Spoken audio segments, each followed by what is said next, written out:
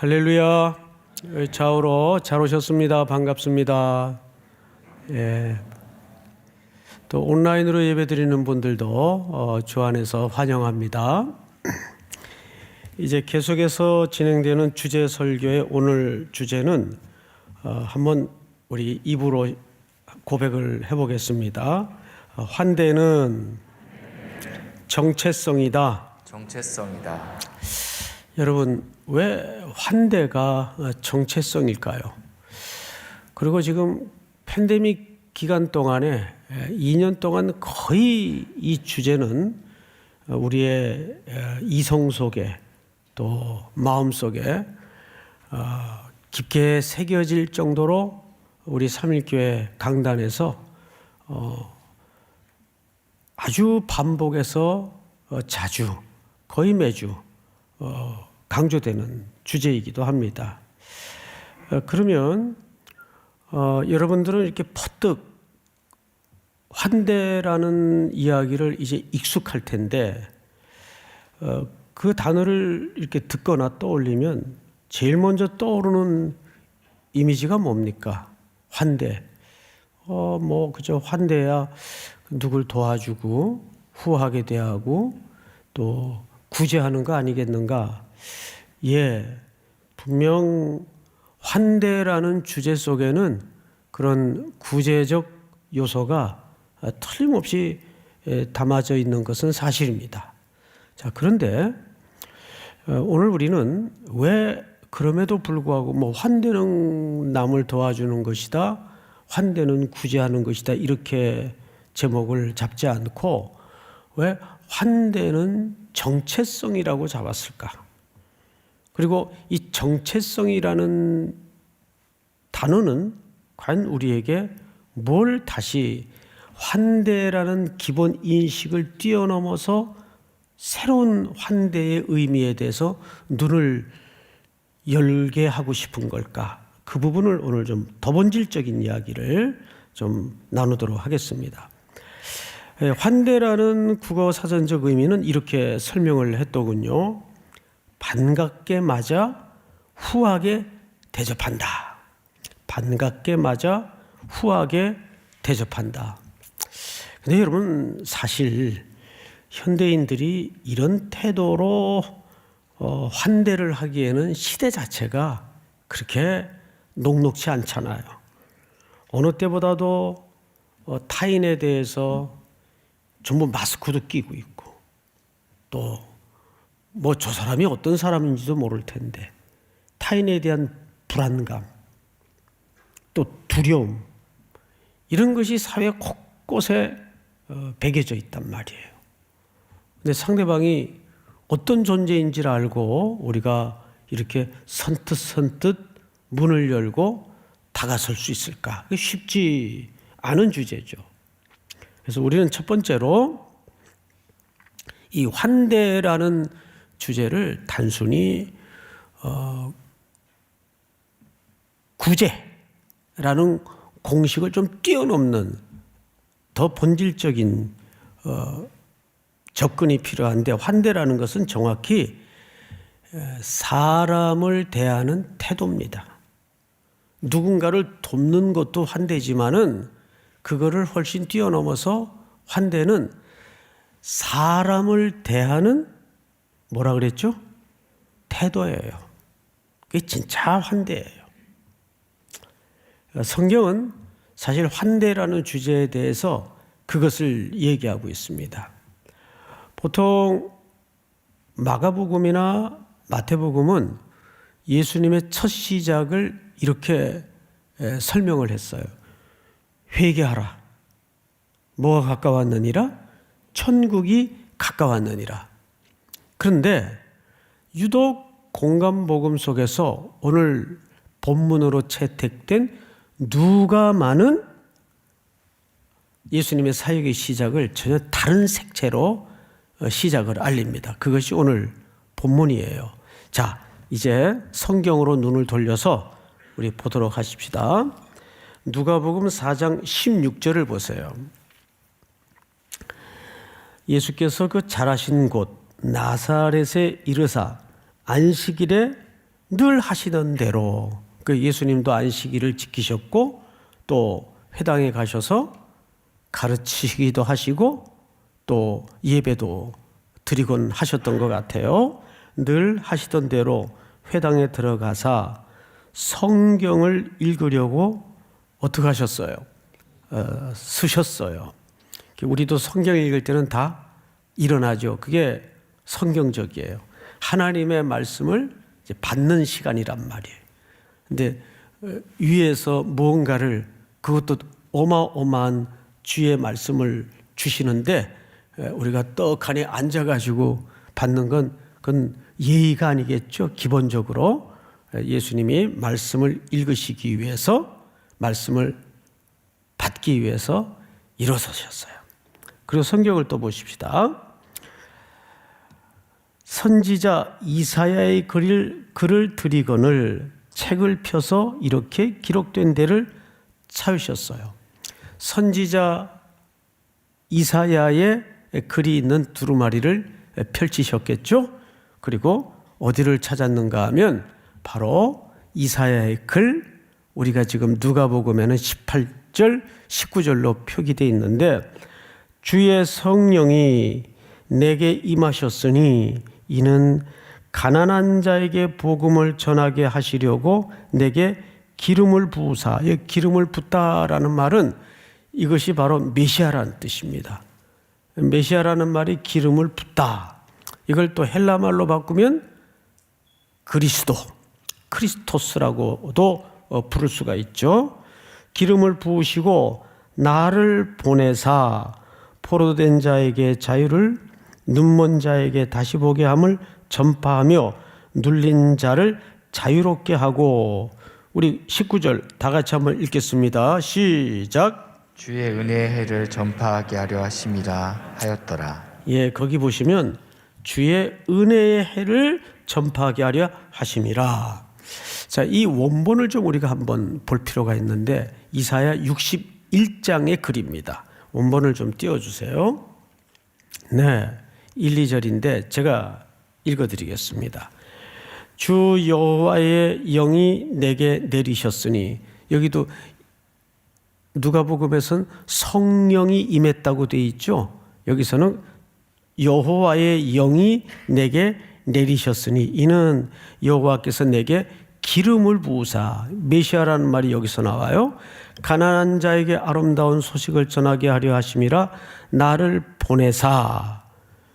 나를 보내사. 그러니까 이 말은 이제 오실 메시아를, 기름 부음을 받은 자를 예언하는 이사야의 예언이죠. 마음이 상한 자를 고치며 포로된 자에게 자유를, 갇힌 자에게 노임을 선포하며. 2절을 보십시다. 여기 또 나오죠. 여호와의 은혜의 해. 누가복음에도 나와요, 안 나와요?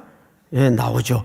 여호와의 은혜의 해와 우리 하나님의 보복의 날을 선포하여 모든 슬픈 자를 위로하되. 이렇게 돼 있어요. 자, 여기 가장 중요한 단어가 은혜의 해라고 소개합니다.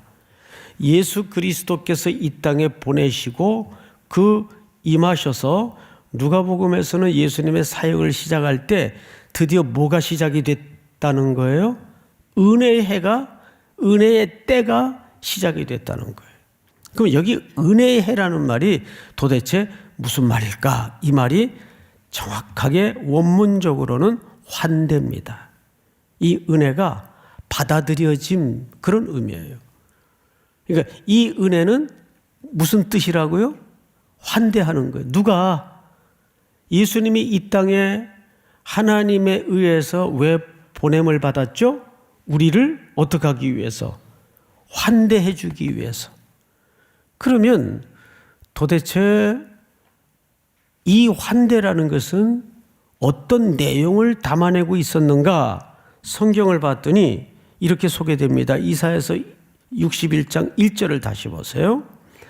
주 여호와의 영이 내게 내리셨으니 이는 여호와께서 내게 기름을 부으사 가난한 자들에게 아름다운 소식을, 또 마음이 상한 자를 고치며 포로된 자에게 자유를, 갇힌 자에게 노임을 선포하며, 이 글을 세례 요한도 알고 있었어요. 그런데 자기가 옥에 갇혔는데 분명히 자기가 소개한 그 그리스도가, 메시아가, 그 예수님이 갇힌 자기를 그대로 그냥 방치하고 두는 듯한 오해를 가졌어요. 그래서 옥에 갇힌 세례 요한이 제자들에게 예수님을 보내죠. 예수님에게 보내죠. 그래서 오실 그이가 당신 맞는 겁니까? 이렇게 질문을 던졌던 이야기를 성경에서 여러분 기억할 거예요. 그러니까 우리가 이해하는 성경의 내용과 이 땅의 사람들이 이해하는 성경의 내용이 이렇게 시각 차이가 벌어질 수 있어요. 자, 오늘은 그 요한의 문제가 주제가 아니니까 살짝 비껴가기로 하고, 그러면 여기 은혜의 해라는 말이 어디에 또 나오는가? 놀랍게도 이사야에서 전체의 주제이기도 합니다. 우리 이사야에서 한 군데를 더 볼까요? 예. 다음 이사야서를 좀 띄워주세요. 이사야서 49장.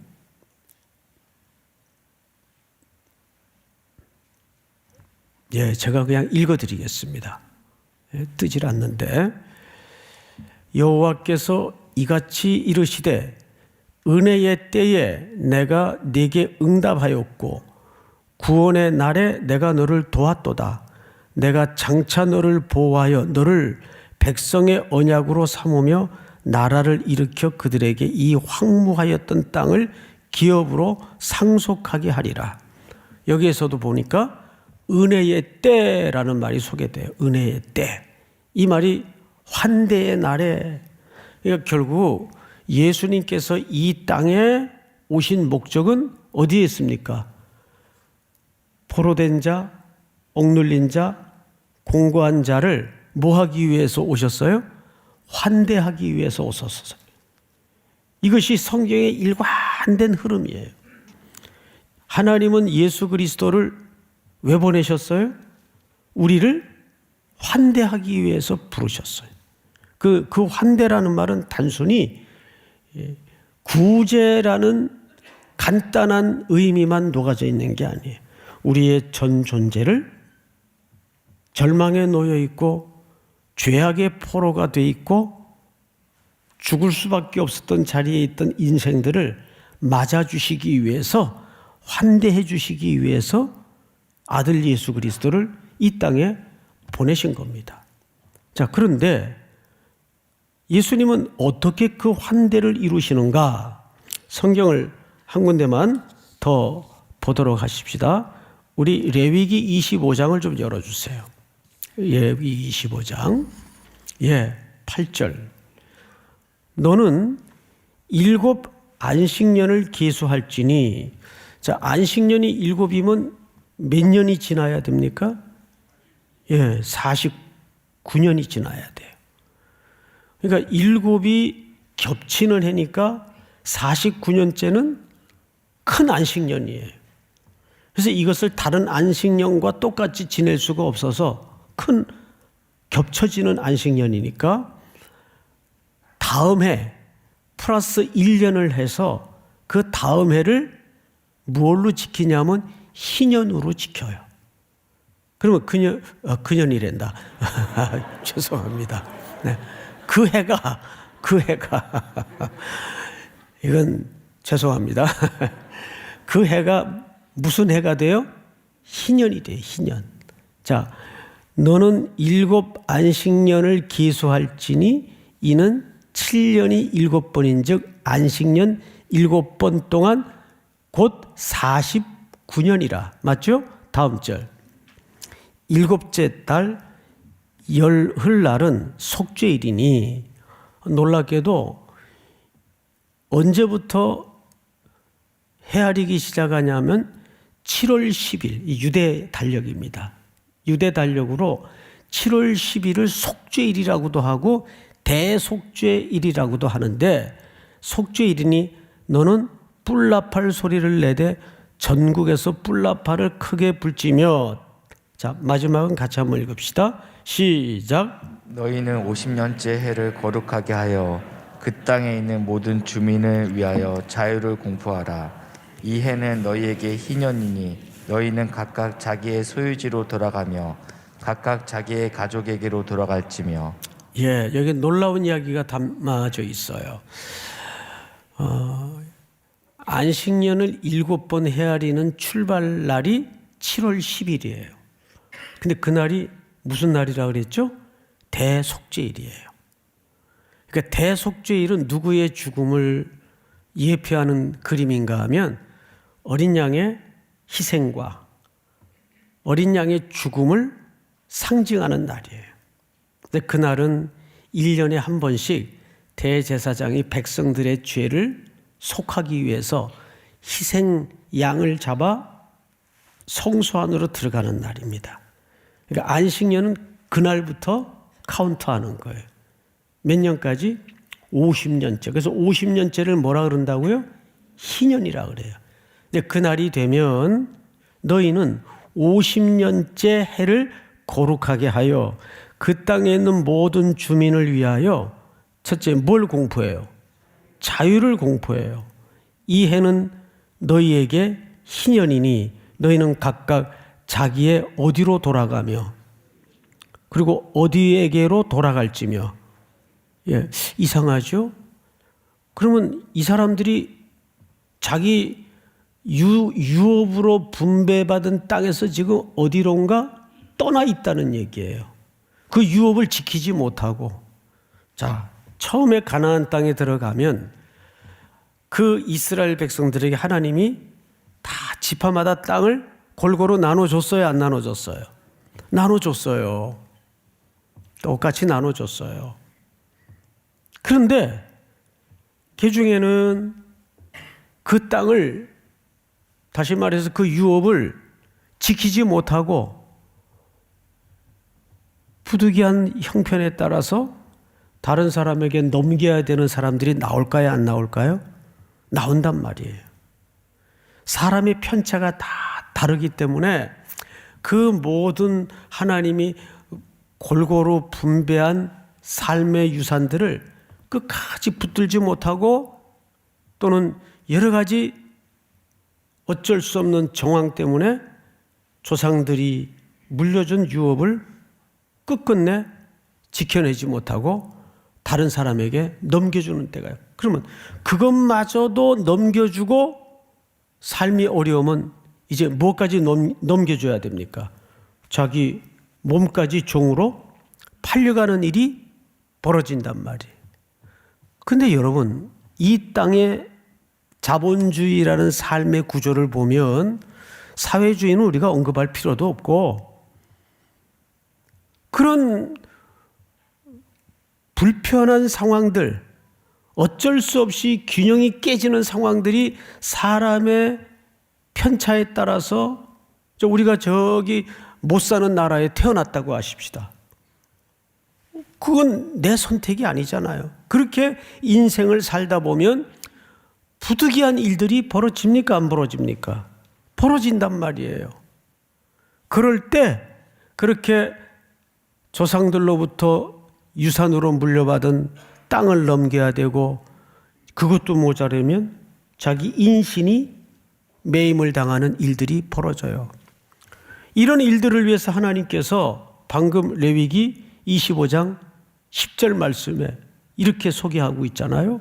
한번 다시 너희는 50년째 해를 거룩하게 하여 그 땅에 있는 모든 주민을 위하여 자유를 공포하라. 자유를 공포하라. 이 해는 이게 은혜의 해예요. 이게 환대가 시작되는 해란 말이에요. 너희에게 희년이니 너희는 각각 자기의 소유지로 돌아가며 부득이하게 넘겨버려야 했던 조상들로부터 유업으로 물려받았던 땅으로 다시 돌아가며 그때는 다 돌려줘야 돼요. 각각 자기의 누구에게로? 가족들에게로 돌아가며. 제가 그 공장 생활을 고등학교 중퇴를 하고 공장 생활을 할 때 그때는 이제 사회가 뭐 온통 그렇게 힘들었어요. 그러면 이제 그런 직군들의 청소년들을 공돌이 공순이라고 그랬어요. 그러면 쭉 그 뭐 정말 짐승우리 방불한 기숙사에서 집단으로 기름때 묻혀가면서 생활을 하죠. 아, 손톱에 기름때 그거 저녁이면 칫솔로 문질러도 잘 안 빠져요. 새카매가지고 기름때, 납때 이런 게 끼어들어요. 그런 생활을 하면서 이 친구들의 1년의 유일한 희망이 뭔지 아세요? 명절 때 부모님들 옷 사가지고 고향 한번 갔다 오는 게 그 당시에는 그들의 유일한 희망이었어요. 꿈이었어요. 그때 그 광경이 평생 지워지질 않아요. 그거를 다음 명절 때까지 아이들이 차곡차곡 준비를 해요. 그래서 이 가족에게로 돌아간다는 이 그리움이 해소되는 그 눈시울이 뜨거운 광경을 보는 거죠. 얼마나 가족들이 보고 싶고 어린아이들인데 다. 근데 성경에 놀랍게도 그런 50년째가 되면 그런 환대의 해를, 은혜의 해를 선포하셨어요. 그러니까 환대라는 것은 예수님이 우리 인생을 먼저 찾아오신 사건이에요. 그래서 환대는 단순히 누군가를 도와주는 차원을 뛰어넘어서 사람에 대한, 이웃에 대한 뭐라 그랬죠? 태도의 문제예요. 자, 성경을 한번 다시 보십시다. 레위기 25장 28절을 띄워주실까요? 그러나 자기가 물을 힘이 없으면 세상을 살다 보면 사람의 편차에 따라서 그 힘이 없는 사람들이 있어요. 근데 우리는 쉽게 네 게을러서 그렇다. 네 공부 안 해서 그렇다. 이런 식으로 그런 분들을 함부로 판단하고 정죄하고 말하고 대하는 우리 속에 그 교만한 모습을 깜짝깜짝 놀라면서 발견하지 않습니까? 근데 돌아보면 저는 어제도 이 레위기서를 읽다가 주님이 저 어둠에 던져져 있던 내 인생 속에 먼저 찾아오지 않았다면, 먼저 손 내밀어 주지 않았다면 내 인생은 어떻게 됐을까? 진짜 감사하더라고요. 그렇게 감격스러울 수가 없어요. 먼저 예수님이 나에게 찾아오셔서 나를 너른 팔을 벌려서 환대해 주시고 맞아주시고 내 속박된 모든 삶의 문제를 열어주시고 자유케 해주시는 그 환대로부터 뭐가 시작이 되었죠? 구원이 시작이 되는 거예요. 그러니까 우리 그리스도인들, 특별히 성도는 모든 삶의 영역에서 이 환대란 행하는 순종의 덕목 차원을 넘어서 이게 우리 정체성이에요. 그러니까 정체성이라는 말은 본질이라고 말이에요. 선교하는 교회가 아니라 교회는 선교적 공동체라고 말씀을 드렸어요. 환대도 똑같은 이치입니다. 우리가 환대하는 순종이 아니라 우리 존재가 환대로서 살아야 돼요. 모든 삶의 영역을. 그런데 놀랍게도 하나님의 섭리는 그런 과정을 통해서 이 땅에 무엇을 만들어 가십니까? 구원의 확장과 경의를 만들어 가는 거예요. 우리가 열방을 향해서 계절마다 재정을 또는 수고를 정성을 준비해서 그 땅을 밟는 것은 사실은 뭐예요? 그 땅을 환대하러 가는 거예요. 세상의 환대는 오는 사람을 맞이하는 것이 환대의 출발 지점이겠지만 우리 기독교의 환대는 찾아가는 환대예요. 맞이하는 환대가 아니라. 믿습니까? 우리 성경 한 군데를 더 볼까요? 우리 레위기 25장 41절을 한번 보십시다. 그때는 그와 그의 자녀가 함께 네게서 떠나 그의 가족과 그의 조상의 기업으로 돌아가게 하라. 그러니까 환대는 두 가지예요. 회복과 자유입니다. 교회 공동체는 이 땅에 왜 존재하느냐? 이 환대의 역사를 위해서 존재하는 거예요. 찾아오는 나그네뿐만 아니라 이 환대가 꼭 필요한 영역과 공고한 이들을 향해서 찾아가는 교회가 되어야 합니다. 그것이 오늘날 한국교회가 다시 한번 이 땅에 내팽개쳐진 주의 영광을 회복하는 유일한 수단입니다. 믿습니까? 그것이 한국교회 그동안 수많은 은혜와 축복들을 부어주셨는데 그것을 통해서 우리는 그것을 온 땅에 아직도 이 구석구석을 들여다보면 비명소리가 들리고 고통에 신음하는 그 신음의 소리를 귀 기울여 들을 줄 아는 교회가 돼야 돼요. 영적인 제사장격인 교회가 그리스도인들이 그런 고통의 소리에 그런 피부름의 소리에 귀 기울이지 못하면 엘리 제사장 같은 결말을 맞이하게 돼요. 한 여인이 성소에 들어 앉아서 울부짖고 기도를 하는데 술 먹고 주정하는 줄 알았어요. 한나야, 너 때가 어느 때인데 낮술했냐? 술 먹고 주정하는 줄 알았어요. 이게 영적으로 어두운 제사장의 전형적인 모습이에요. 오늘날 교회가 귀 닫고 눈 멀어 있으면 그런 실수를 범하게 됩니다. 항상 세상의 고통에, 세상의 약자들을 향해서 우리는 민감하게 귀를 열고 눈을 떠야 됩니다. 그게 환대의 출발이에요. 늘 눈물이 있는 곳이 성지라는 것을 잊어버려서는 안 돼요. 그래서 환대는 정체성이면서 동시에 이웃을 향한 성도들의 뭐예요? 태도입니다. 믿습니까? 마지막으로 우리 성경 한 구절을 더 보겠는데요. 히브리서 13장을 좀 띄워주세요. 형제 사랑하기를 계속하고 손님 대접하기를, 여기 대접이라는 말이 환대라는 뜻이에요. 대접하기를 잊지 말라. 이로써 무엇 중에, 자, 이 부지중이라는 말이 굉장히 중요한 키워드입니다. 부지중이라는 뜻이 뭐예요? 자기가 인식을 했다, 못했다. 못했다라는 뜻이에요. 자기가 누굴 도와줬는데 도와준 줄 몰랐다 그 말이에요. 어제도 어느 부부에게 장문의 메일이 왔어요. 토요일 아침에 이렇게 읽어봤는데 저는 조금 시간이 꽤 흘러서 기억을 못하고 있었는데 신촌에 있는 대학에 다니는 형제인데 제가 등록금을 대줬다는 거예요. 저 진짜 기억을 못하고 있었는데 그러면서 논문을 하나 보내드렸으니까 받아보시라고. 그래서 제가 이런 글을 썼어요. 저는 도와드린 기억이 없습니다. 그리고 사람은 누구를 도와줄 수 있는 존재가 아닙니다.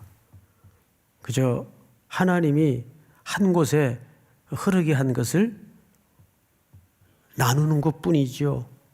우리는 그리스도 외에는 도움이라는 표현을 쓸 분이 안 계세요. 내 인생에 허락한, 또 우리 교회에 허락한 어떤 것들을 그냥 흘려보내고 나누어 줄 뿐입니다. 마태복음에도 보면 너희가 내가 갇힐 때 돌보아 주었고 헐벗을 때 옷을 입혀 주었고 줄일 때에 먹을 것을 주었다. 그랬더니 그 의인들이 뭐라 그래요? 경상도 말로 언제예? 전혀 기억을 해요, 못해요? 기억을 못해요. 부지 중에 기억을 못한다는 것은 무슨 뜻이에요? 그거를 본성으로 했다는 뜻입니다. 하나님의 백성된 본성으로 했다는 뜻이지 그걸 의도를 가지고 했다는 뜻이 아니에요. 바로 그게 정확한 정체성의 정의예요. 우리 성도의 라이프 스타일은 그래서 이 환대가 뭐가 돼야 돼요? 본성이 돼야 돼요. 믿습니까? 저도 돌아보면 오늘날 그저 부족하지만 송태근이라는 자연인이 하나 이렇게 만들어지기까지 전부 도움을 받고 왔어요. 1서부터 100까지 다 도움을 받고 왔어요. 성도들의 도움, 특별히 교회의 도움. 그 도움 없이는 저라는 존재 자체가 성립이 안 될 정도로 헤아려 보니까 전부 도움을 받고 왔더라고요. 거기서 구원이 이루어지고 거기에서 하나님의 은혜가 또 모아져서 또 어떤 형태로인가 흘러가는 경이로운 과정에 내가 얹어져 있더라고요. 이것이 성도의 뭐죠? 라이프 스타일이에요. 그래서 우리는 조심스럽게 4가지 결론을 한번 정리해 봅니다. 첫 번째. 환대는 이웃을 대하는 무엇이다? 태도이다. 한번 읽어보십시다. 1번 시작. 환대는 이웃을 대하는 태도이다. 두 번째, 우리의 하나님의 환대의 결과이다. 그렇죠. 우리의 구원은 하나님이 아들 예수 그리스도를 보내시어 십자가에 죽으심으로써 우리를 환대하신 결과가 우리의 구원이에요. 그렇다면 세 번째로 시작. 환대는 성도의 정체성이다.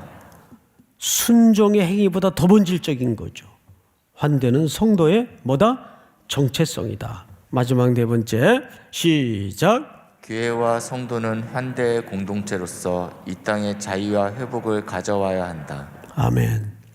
우리 삼일교회 성도들의 환대를 통해서 아직도 이 땅 구석구석에 희망을 잃어버리고 삶의 의지를 꺾여버린 채 절망으로 살아가는 곳곳에 여러분들이 보내어지고 찾아가서 그들을 일으켜내고 그렇게 선순환의 구원의 강물이 온 땅을 살려내는 은혜의 강물로 흘러갈 수 있기를 주님의 이름으로 축원하고 축복합니다.